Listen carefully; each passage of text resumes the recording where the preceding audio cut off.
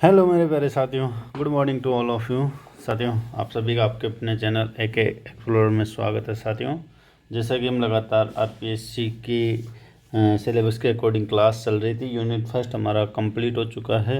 आज हम जो है यूनिट सेकंड का जो है पहला टॉपिक यानी ज्ञान जगत के बारे में, यूनिवर्स ऑफ नॉलेज के बारे में स्टडी करेंगे। यही यूनिवर्स ऑफ नॉलेज ज्ञान जगत, अगर यूजीसी नेट और सेट के अकॉर्डिंग, सिलेबस के अकॉर्डिंग बात करें तो यूनिट फर्स्ट जो है स्टार्टिंग यहीं से होती है।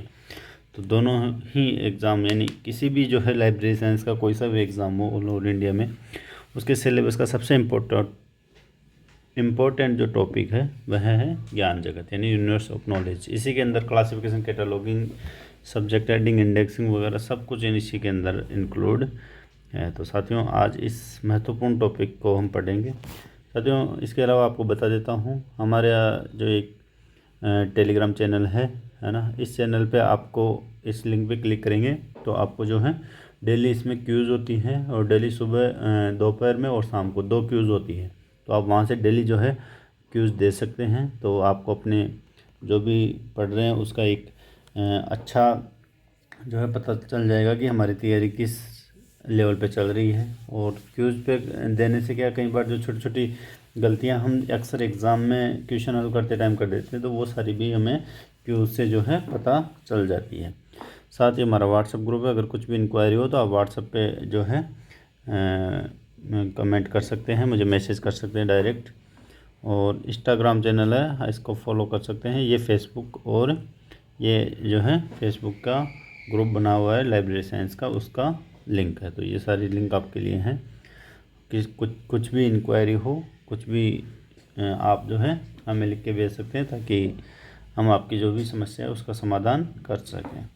अब साथियों, आज बात करते हैं आपके जो सबसे महत्वपूर्ण टॉपिक है नॉलेज, जो है यूनिवर्स ऑफ नॉलेज यानी ज्ञान जगत के बारे में। तो सबसे पहले बात करेंगे ज्ञान जगत की संरचना और गुण। तो ज्ञान जगत क्या होता है साथियों? इससे जो हमारा संसार है, इसमें किसी भी तरीके का जो भी नई चीज़ उत्पन्न होती है ना, उसके बारे में जो होता है वह ज्ञान होता है, नॉलेज होता है, किसी भी चीज़ को जानने के लिए, है ना। तो वो हम देखेंगे। तो ज्ञान किसे कहते हैं, सबसे पहले बात करते हैं ज्ञान की। नॉलेज क्या होती है? नॉलेज, तो ज्ञान क्या है? विचार का समग्र योग है ना। तो सबसे पहले ध्यान रखना, ये सेंटेंस आपको ऐसे कैसे याद रखना है। ज्ञान क्या है? तो ये विचार का समग्र योग है ना। ज्ञान क्या होता है साथियों? तो जो विचार होते हैं मनुष्य के मन में उत्पन्न, जो विचार होते हैं उन सब का एक योग होता है। क्या होता है? ज्ञान। अब यह हो सकता है सत्य का समग्र, निकाय, तथ्य, सूचना, सिद्धांत आदि, जिसको पीढ़ी दर पीढ़ी। अब इस ज्ञान को क्या होता है साथियों? पीढ़ी दर पीढ़ी जो है अपने सभ्यता दर सभ्यता इसको संभाल के रखना पड़ता है ना, ताकि आने वाली पीढ़ी के लिए इसका उपयोग किया जा सके। तो पीढ़ी दर पीढ़ी, सभ्यता दर सभ्यता प्राप्त किया गया है। जो ज्ञात है वह अत्यंत सीमित है, और जो ज्ञान हमारे को पता है, हम उसको जानते हैं, तो वो तो बिल्कुल एक सीमित मात्रा में है। लेकिन ज्ञान अनंत है साथियों, जिसका हमें पता ही नहीं है। यानी कि जो ज्ञान अज्ञात है वह अत्यंत विस्तृत है, जिसका हम अनुमान भी नहीं लगा सकते। आगे देखो साथियों, ज्ञान ज्ञात एवं अज्ञात वस्तुओं का कुल योग है। यानी ज्ञान के अंदर ज्ञात वस्तुएं भी आ जाती हैं और अज्ञात वस्तुएं भी आ जाती है। वो सारी वस्तुओं का योग ही क्या होता है? ज्ञान। ज्ञान सदैव गतिशील होता है और संवर्धनशील होता है। संवर्धनशील है ना, इसको निर्गोशील कर लेना भाई, थोड़ा टाइपिंग मिस्टेक हुई। तो संवर्धनशील रहता है ना। ज्ञान ज्ञात और अज्ञात जो वस्तुएं हैं उनका समग्र योग है। और ज्ञान सदैव क्या है? गतिशील, लगातार बढ़ता रहता है। ज्ञान आपको पता है, जिस तरीके से एग्जाम्पल के लिए अगर हम कंप्यूटर की बात करें, तो शुरुआत की पीढ़ी में जब मेन फ्रेम कंप्यूटर आए थे, वो बहुत बड़ी जो है उसकी जो है संरचना बहुत बड़ी थी, लेकिन काम बहुत ही कम समय में, बहुत ही मतलब अधिक समय में कम काम हो पाता था। लेकिन आज जो है धीरे धीरे सुपर कंप्यूटर आ गए, है ना। और इसके बाद में आज जो है, अब जब मेन फ्रेम कंप्यूटर आए थे तब कोई किसी ने नहीं सोचा था कि एक दिन ऐसे सुपर कंप्यूटर भी आ जाएंगे। लेकिन क्या है, ज्ञान धीरे धीरे लगातार बढ़ रहा है, सुपर कंप्यूटर आ गए। जब सुपर कंप्यूटर आया तो किसी ने नहीं सोचा था कि आने वाले टाइम पे एआई आ जाएगी, आर्टिफिशियल इंटेलिजेंस आ जाएगी। लेकिन वर्तमान में ज्ञान बढ़ रहा है तो आर्टिफिशियली इंटेलिजेंस ही आ गई। इसी तरीके से पीढ़ी दर पीढ़ी जो है ज्ञान बढ़ता जा रहा है। आगे बात करते हैं साथियों, तो ज्ञान की कुछ परिभाषाएं हैं। ज्ञान आपको समझ में आ गया है, मैंने बता दिया है, इसको नोट डाउन कर लेना। अब है ज्ञान की परिभाषाएं। तो ज्ञान की कुछ महत्वपूर्ण परिभाषाएं हैं जो कि एग्ज़ाम की दृष्टि से इम्पोर्टेंट है, और वैसे भी ज्ञान को समझने के लिए ये जो डेफिनेशन है वह इम्पोर्टेंट है। तो ज्ञान की सबसे पहली परिभाषा हम बात करते हैं शेरा की। तो शेरा के अनुसार जो है ज्ञान क्या है? ज्ञान बौद्धिक पद्धति द्वारा निष्पादित प्रक्रिया का परिणाम है। बौद्धिक पद्धति द्वारा, यानी जो बौद्धिक पद्धति है, जो बुद्धि है, जो मनुष्य की जो बुद्धि है, उस पद्धति के द्वारा जो भी निष्पादित प्रक्रिया होती है वही क्या होता है? ज्ञान। अब राइल ने क्या कहा है साथियों? जो राइल है उन्होंने कहा कि ज्ञान शब्द का तात्पर्य अपनी क्षमताओं से है ना। ज्ञान शब्द जो है वह किसको डिफाइन कर रहा है कि अपनी जो क्षमताएं हैं उनको ज्ञान शब्द डिफाइन कर रहा है। ये ऐसा किसने कहा है? तो राइल ने कहा है। इसके बाद में बात करते हैं ऐसा रंगनाथन के अनुसार। तो रंगनाथन के अनुसार यह सभ्यता संरक्षित सूचना का समग्र योग है ना। यह सभ्यता संरक्षित जो सूचना है उसका समग्र योग है। समग्र योग किसने कहा है? एस.आर. रंगनाथन ने। आगे बात करते हैं साथियों, तो प्लेटो के अनुसार, प्लेटो ने क्या कहा है? ज्ञान क्या है? चीर सत्य है ना। सत्य की ओर उन्मुख संबंधी उसकी इस अनिवार्य विशेषता से यह संभव हो पाता है कि उसके लिए सक्रिय बुद्धि, इंद्रियानुभव, मूल अनुभूति और उसकी चेतना के संदर्भ में ज्ञान और अज्ञान, सत्य और अनुमान में मध्य भेद कर सकते हैं। यानी ज्ञान का पता होगा तभी हम जो है ज्ञान और अज्ञान में भेद कर सकते हैं, है ना। तो जब हमें क्या होगा? हमें ज्ञान का पता होगा तभी हम ज्ञान और अज्ञान के बारे में जो है भेद कर सकते हैं। वहीं एक और परिभाषा आपको पूछी जा सकती है, Webster new international dictionary of English language. तो इसके अनुसार क्या है साथियों? ज्ञान, तो ज्ञान क्या है? वास्तविक अनुभव, व्यवहारिक अनुभव, कार्य कुशलता आदि के द्वारा प्राप्त जानकारी। इसको प्राप्त कर लेना भाई, टाइपिंग थोड़ी त्रुटि है। तो द्वारा प्राप्त जानकारी है। आगे हम बात करते हैं साथियों, तो संक्षेप में हम कह सकते हैं कि भावी पीढ़ियों के लिए संरक्षित समग्र सूचना ही क्या है? ज्ञान। तो ये एक सेंटेंस आपको विशेष ध्यान रखना है। भावी पीढ़ियों के लिए सुरक्षित समग्र सूचना ही क्या होती है? ज्ञान होती है। अब ज्ञान को जो है वर्तमान में क्लासिफिकेशन, कैटलॉगिंग, लाइब्रेरीज, म्यूजियम वगैरह जो जितने भी अभिलेखागार ये सब बने हुए हैं, किस लिए बने हुए हैं साथियों? कि ये ज्ञान को भावी पीढ़ी के लिए संरक्षित करने के लिए ही ये सारे प्रयास किए जा रहे हैं। अब एक नोट है, देखो, नवीन विचारों, तथ्यों और सूचनाओं के आधार पर व्यवहारिक शोध का चक्कर चलता रहता है। यानी नए नए विचार, नए नए थॉट आते रहते हैं, नए नए फैक्ट्स आते रहते हैं, इन्फॉर्मेशन आती रहती है।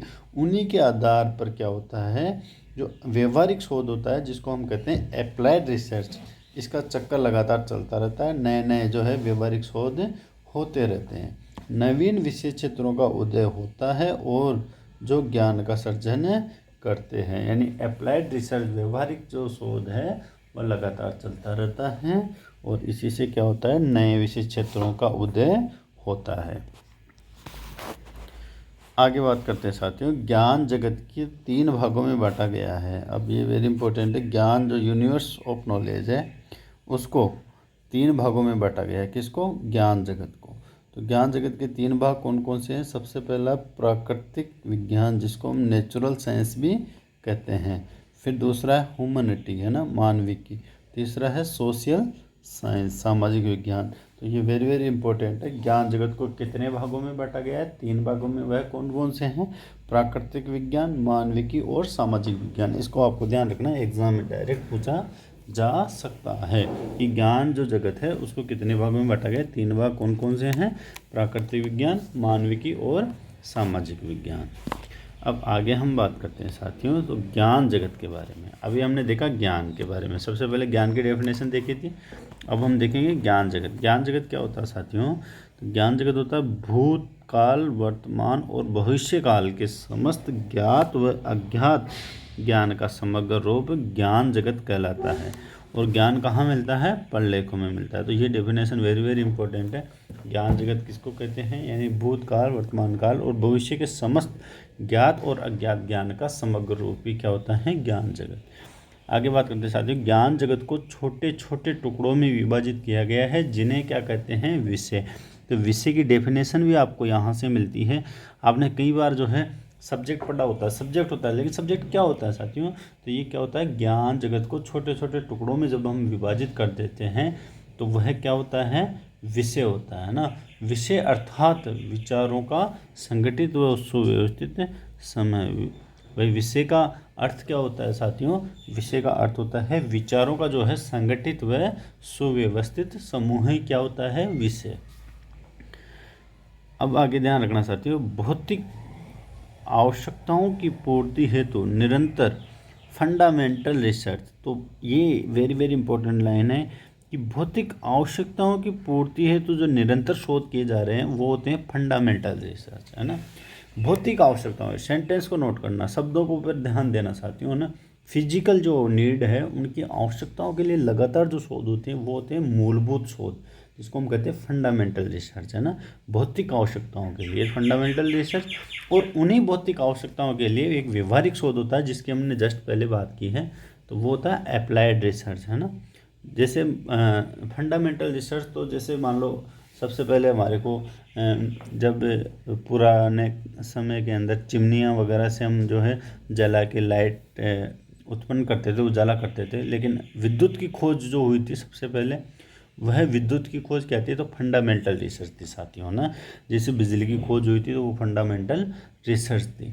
और बात करें उसके बाद में नए नए अभी वर्तमान में जो है एलईडी बल्ब चल रहे हैं साथियों। तो एलईडी बल्ब क्या होता है? वो फंडामेंटल रिसर्च नहीं हुआ, बल्ब पहले आ चुके हैं स्टार्टिंग में, है ना। लेकिन वर्तमान में क्या है? एलईडी नए बल्ब चल रहे हैं ना लाइट के लिए। तो वो क्या हो गया? अप्लाइड रिसर्च, यानी व्यवहार में परिवर्तन जो हो रहा है वो क्या होता है? Applied research. वो क्या होता है? नई चीज़ें की उत्पत्ति हो रही है, नए ज्ञान की प्राप्ति होती है। एलईडी क्या है? नए ज्ञान आ गया, नई नॉलेज आ गई, नई चीज़ होगी, तो ये क्या होगी? अप्लाइड रिसर्च, है ना। तो इसी को क्या कहते हैं? ज्ञान जगत कहते हैं। तो ये ज्ञान जगत का डेफिनेशन हो चुकी है। आगे बात करें साथियों विषय जगत की, तो यह क्या है? विचारों का एक संगठित निकाय है। विषय जगत क्या है साथियों? तो विचारों का क्या है? संगठित निकाय है। आगे बात करते हैं साथियों, रंगनाथन ने विषयों को 3 प्रकार माना है। तो वेरी वेरी इंपॉर्टेंट है, ये पूछा जाता है एग्जाम में कि रंगनाथन ने विषयों को कितने प्रकार माना है। तो 3 प्रकार के विषय इन्होंने माने हैं। अब बात करते हैं कौन कौन से। सबसे पहला है बेसिक सब्जेक्ट, मूल विषय। दूसरा है कंपाउंड सब्जेक्ट, यौगिक विषय। और तीसरा है मिक्स्ड, है ना, मिश्रित विषय। तो सबसे पहले हम बात करेंगे मूल विषय की। तो मूल विषय क्या होता है साथियों? बेसिक सब्जेक्ट जिसे हम कहते हैं। इससे तात्पर्य उस विषय से हैं जिसमें कोई अन्य विचार अंश के रूप में नहीं होता है। यानी सिर्फ और सिर्फ जो विषय जिसके बारे में जो बेसिक सब्जेक्ट है वही उसमें एकमात्र सब्जेक्ट है, उसमें किसी भी तरह का जो है एकल विचार नहीं होता है, वही मूल विषय कहलाता है। जैसे राजनीति शास्त्र, पॉलिटिकल जो है, पॉलिटिक्स के अंदर क्या है? सिर्फ पॉलिटिकल ही है।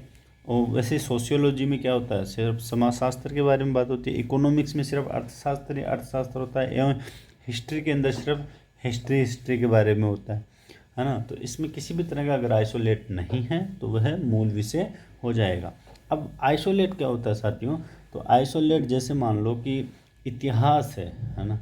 इतिहास में अपन कुछ भी एडिशनल, जैसे ब्रिटिश का इतिहास, है ना, भारतीयों का इतिहास, तो ये क्या हो जाएगा? ये हो जाएगा कंपाउंड सब्जेक्ट, है ना। ये एक मूल विषय नहीं रह जाएगा। और सिर्फ हम इतिहास की बात कर रहे हैं तो क्या हो जाएगा? मूल विषय। अब सिर्फ और सिर्फ अर्थशास्त्र की यहाँ पे बात हो नहीं, यहाँ किसी भी तरह का कोई आइसोलेट विचार नहीं है, इसलिए ये क्या है? Basic subject. आगे हम बात करते हैं कंपाउंड सब्जेक्ट की, यानी यौगिक विषय की। तो कंपाउंड सब्जेक्ट के बारे में बात करते हैं साथियों। कंपाउंड सब्जेक्ट क्या होता है? जिसमें एक मूल विषय होता है, जिसकी हम जस्ट अभी बात की थी। मूल विषय क्या होता है? एक तो वह विषय होता है और उसके साथ में एक या एक से अधिक एकल अंशों के रूप में संलग्न होते हैं, यानी जो आइसोलेट होते हैं वह इसमें साथ में होते हैं। जैसे बात करो, उदाहरण है अंग्रेजी साहित्य, है ना, अंग्रेजी साहित्य। अंग्रेजी साहित्य में क्या हो गया, साहित्य भी हो गया और अंग्रेजी भी हो गया।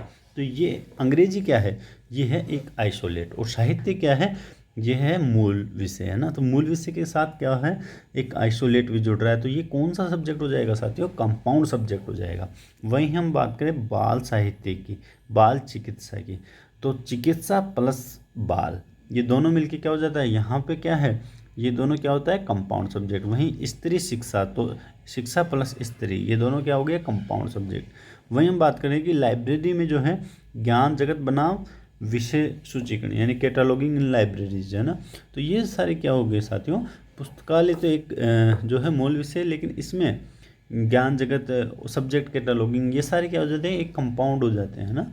तो ये सारे मिलके कंपाउंड सब्जेक्ट बनाते हैं। इसी तरीके से मानव शरीर की जो संरचना होती है, पुष्पधारी पौधों में रोग होते हैं, ये सब क्या है, एक कंपाउंड सब्जेक्ट होते हैं। आगे हम बात करें, नोट एक दिया हुआ, ये वेरी वेरी इंपॉर्टेंट है, जहाँ भी नोट आता वो मान लेना कि वेरी वेरी इंपॉर्टेंट है। इसमें मौलिक विषय का अस्तित्व बरकरार रहता है, किसमें, कंपाउंड सब्जेक्ट में। साथियों बहुत ही ध्यान देने वाली बात है, कंपाउंड सब्जेक्ट की एक विशेष विशेषता है, इसमें जो है मौलिक विषय का अस्तित्व बरकरार रहता है, यानी जो मौलिक विषय होता है वह चेंज नहीं होता है, उसका अस्तित्व बिल्कुल ऐसे का एज इट इज़ बरकरार रहता है। वहीं अगर हम कॉम्प्लेक्स सब्जेक्ट की बात करेंगे आगे, तो उसका जो है मूल विषय का अस्तित्व बरकरार नहीं रहता है। तो ऐसे जो नोट है उनको विशेष ध्यान देना है, इन पे विशेष फोकस करना है कि जो कंपाउंड सब्जेक्ट में है उसमें मूल विषय भी, जो मौलिक विषय है उसका अस्तित्व भी बरकरार रहता है। आगे बात करते हैं साथियों जटिल विषय, कॉम्प्लेक्स सब्जेक्ट की, है ना। कॉम्प्लेक्स सब्जेक्ट किसे कहते हैं, दो या दो से अधिक विषयों से संबंध होते हैं। क्या, कॉम्प्लेक्स सब्जेक्ट किससे, दो या दो से अधिक विषयों से संबंध होते हैं, जिससे मिलकर बनते हैं। इसमें कई प्रकार के अंतर होते हैं, दो या दो से अधिक सब्जेक्टों का जब मिलन होता है तो वो कॉम्प्लेक्स सब्जेक्ट होते हैं, लेकिन उसमें मूल विषय का जो है मौलिक विषय बरकरार नहीं रहता है ना। जैसे देखो, समाजशास्त्र और राजनीति शास्त्र में अंतर, तो इसमें कोई भी एक मौलिक विषय नहीं बचा है ना, दोनों क्या हो गए, कॉम्प्लेक्स हो गए। वहीं बात करते हैं दर्शन शास्त्र और मनोविज्ञान में अंतर, तो यहाँ भी कोई मेन सब्जेक्ट, मुख्य सब्जेक्ट कोई सा भी नहीं है ना, ये क्या हो गए, कॉम्प्लेक्स हो गए।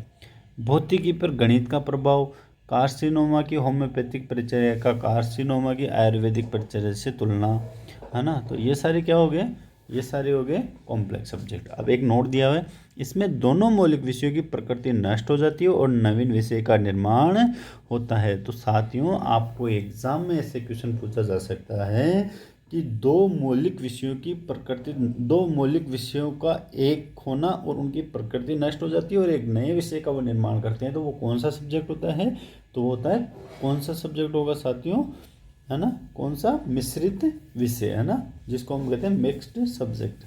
तो एग्जाम्पल इसमें दिए हुए हैं, जैसे बायोलॉजी और केमिस्ट्री को हम जोड़ेंगे तो ये बायोकेमिस्ट्री हो जाएगी, जियोलॉजी और पॉलिटिक्स को जो है जियो पॉलिटिक्स, है ना, ज्योग्राफी प्लस पॉलिटिक्स को अगर हम जोड़ेंगे तो जियो पॉलिटिक्स ये है हो जाती है।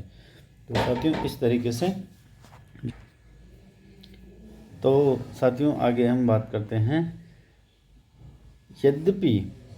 यद्यपि ज्ञान जगत और विषय जगत को सामान्यतः एक दूसरे का पर्यायवाची माना जाता है। साथियों किसको, ज्ञान जगत को और विषय जगत को एक दूसरे का पर्यायवाची माना जाता है, परंतु यदि गहनता से अध्ययन किया जाए तो इनमें कुछ भिन्नताएं भी पाई जाती है।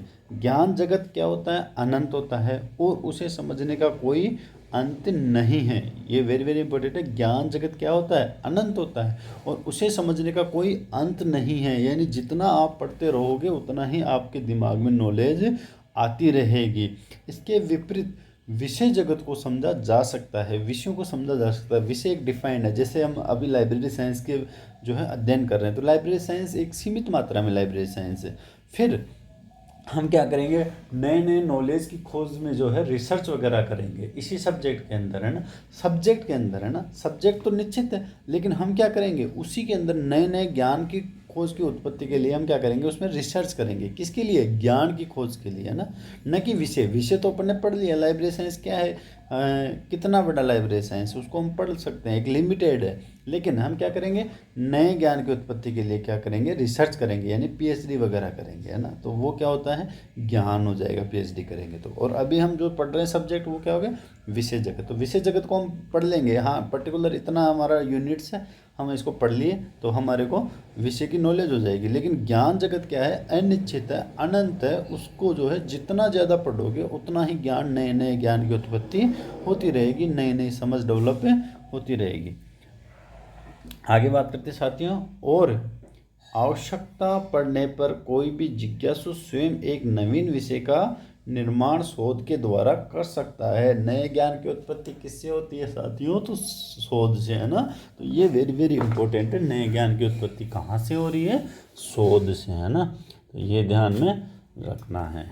तो सबसे अच्छा और सबसे शानदार टॉपिक जो है वर्तमान में हमारा चल रहा है। पढ़ने में देखो इसको और भी, मतलब जैसे जैसे हम आगे बढ़ेंगे वैसे मज़ा आता रहेगा। आप खुद को जो है एहसास हो जाएगा कि हाँ बिल्कुल हमने अभी तक पढ़ा है लेकिन हमारे समझ में नहीं आ रहा, लेकिन आज हमारी क्लास में बिल्कुल अच्छे से समझ में आया सर। तो एक बार ज़रूर साथियों आप सब वीडियो पे कमेंट ज़रूर करें, लाइक करें, ताकि जो है हमारे को भी ज़्यादा से ज़्यादा जो है प्रोत्साहन मिल सके और आपके लिए हम ज़्यादा से ज़्यादा जो है अच्छे से अच्छी मेहनत करके अच्छा कंटेंट लेके आए, है ना।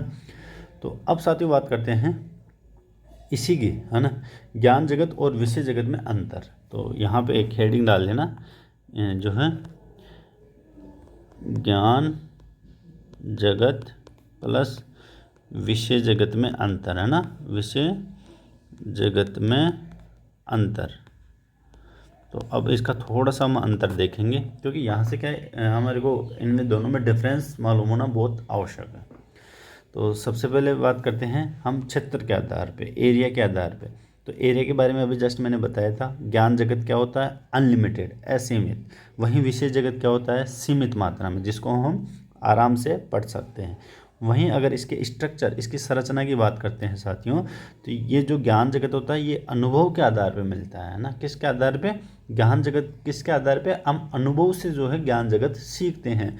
वहीं अगर विषय जगत की बात करें तो इसकी उत्पत्ति ज्ञान जगत से होती है। जो हम ज्ञान जगत है उसी से हमारे विषयों की उत्पत्ति होती है। वहीं अगर बात करें ज्ञान जगत की, तो ज्ञान जगत अनुभव के आधार पे, है ना। जो अनुभव है वही क्या सिखाते हैं, हमारे को नॉलेज हमारे अंदर डेवलप करना सिखाते हैं। वहीं अगर बात करें निश्चितता की, तो देखो ज्ञान जगत को समझने की एक अनिश्चितता होती है, वहीं विषय जगत को निश्चित है। मैंने बताया अभी ज्ञान जगत को जो है अनिश्चित तो है, आप जितना ज़्यादा इसको अंदर गहराई में जाओगे उतना ही आपको अच्छे से डेवलप हो पाओगे, अच्छे से समझ डेवलप हो पाएगी। तो बिल्कुल जितना अंदर घुसोगे ज्ञान में उतना ही ज़्यादा जो है आपके अंदर ज्ञान डेवलप होता रहेगा, है ना। जो अनिश्चित है ये बिल्कुल कोई निश्चितता नहीं है। वहीं अगर विषय जगत है तो पर्टिकुलर डिफाइन है कि हमारे को ये यूनिट पढ़ना है, ये चीज़ें पढ़नी है ना, तो वो निश्चित हो गया। वहीं बात करें अगर अनंतता की, तो ज्ञान की सीमा अनंत है ना। और विषय जगत की भी सीमा की बात करें तो यह अनंत है ना। ये भी भाई जितना जो है ज्ञान जगत में हम घुसते जाएंगे उतने ही हमारे विषय नए नए डेवलप होते रहेंगे। तो विषय जगत भी क्या है, सीमा। अगर इसके अनंतता की बात होती है तो ये भी अनंत है ना, विषय भी अनंत होगा। वहीं अगर हम आगे बात करें साथियों, तो ज्ञान जगत भी बहुआयामी है और विषय जगत भी क्या है, बहुआयामी, है ना। मल्टी डायमेंशनल ये है, चलते रहते हैं, है ना। कई क्षेत्रों में अलग अलग जो है नई नई चीज़ें उत्पन्न होती रहती है। बहुआयामी होता है साथियों, जैसे एक दिशा में अगर कोई भी चीज़ चलती है तो वो एक दिशा होती है, और अलग अलग दिशाओं में वह चलती रहती है, तो वो होता है बहुआयामी, है ना। जिस तरीके से ज्ञान के नए नए विषय डेवलप हो रहे हैं, उसी तरीके से विषय के अंदर भी जो है नई नई चीज़ें, जैसे मानो लेटेस्ट वर्तमान में हमारे डिजिटल लाइब्रेरीज नई चीज़ आ गई, है ना। पहले नहीं थी डिजिटल लाइब्रेरीज, अभी वर्तमान में, है ना, हाइब्रिड लाइब्रेरीज, डिजिटल लाइब्रेरीज। वहीं नए नए जो है सॉफ्टवेयर आ रहे हैं, है ना, लाइब्रेरी ऑटोमेशन वगैरह। तो ये क्या है, अलग अलग विषय के अंदर ही अलग अलग जो है यूनिट्स जो है उत्पन्न होती जा रही है। आगे बात करें साथ ही निरंतरता की। तो निरंतरता, ज्ञान जगत भी निरंतर है और वहीं विषय जगत भी क्या है, निरंतर है। संवर्धनशीलता की बात करें तो ज्ञान जगत भी संवर्धनशील है और विषय जगत भी संवर्धनशील है। तो इसको टेबल को आपको ऐसे के ऐसे जो है दिमाग में बिठाना साथियों, क्योंकि यहाँ से एग्ज़ाम में क्वेश्चन पुट अप होने के चांसेस होते हैं। आगे बात करें साथियों, तो 3 वेरी वेरी इंपॉर्टेंट नोट और दिए हैं आपके लिए। सबसे पहला है, नील मैगनन के अनुसार विषय जगत क्या है? एक तंत्र है। तो किसके अनुसार विषय जगत क्या है? तंत्र है, सिस्टम है। तो ये नील मैगनन के अनुसार, और नील मैगनन ने विषय जगत को क्या कहा है? तो सिस्टम कहा है। क्या कहा है? तंत्र। तो यहाँ से एग्जाम में डेफिनेटली आपको क्वेश्चन देखने को मिलेगा। वहीं यूनिवर्स क्या होता है साथियों? तो किसी दिए गए संदर्भ या विचाराधीन सत्ताओं का क्या है? यह है समुच्चय होता है। यानी किसी भी दिए गए संदर्भ या विचाराधीन सत्ताओं का क्या होता है? समुच्चय ही क्या होता है? यूनिवर्स। आगे बात कर रहे हैं, अभी मैंने कहा था आइसोलेट बीच बीच में। तो आइसोलेट की डेफिनेशन क्या होती है? वह एकल विचार जो किसी मूल विषय या किसी का लेना ना, जो किसी मूल विषय के साथ मेल खा सकता है। एकल विचार क्या होता है साथियों? एक ऐसा विचार जो किसी मूल विषय के साथ में जुड़ सकता है, उसके साथ में मेल खा सकता है, उसी को हम क्या कहते हैं? आइसोलेट कहते हैं। आगे बात करें साथियों, तो जो डॉक्टर हमारे S.R. रंगनाथन है, father of library science in India, उनके द्वारा रंगनाथन के ज्ञान का सिद्धांत को ब्रेन चैम्बर की अवधारणा से दर्शाया गया है। तो अब हम आगे वाले वीडियो में जो है ब्रेन चैम्बर के बारे में जो है पूरी तरह से रीड आउट करेंगे, क्या है ब्रेन चैम्बर की अवधारणा, क्या नहीं है। तो साथियों, आज के पहले वीडियो में इतना ही। अगर मेरा प्रयास आपको अच्छा लगा है, कंटेंट पसंद आया है, तो वीडियो को लाइक और शेयर करें और कमेंट ज़रूर करें और अपने सभी साथियों के साथ में शेयर करें, ताकि सभी लोगों को जो है वीडियो का फ़ायदा मिल सके। तो आज के वीडियो में इतना ही, फिर एक नए वीडियो में मिलेंगे आगे से आगे का पार्ट लेके। Thanks for watching this video. Have a nice day. फिर मिलते हैं एक नए वीडियो के साथ।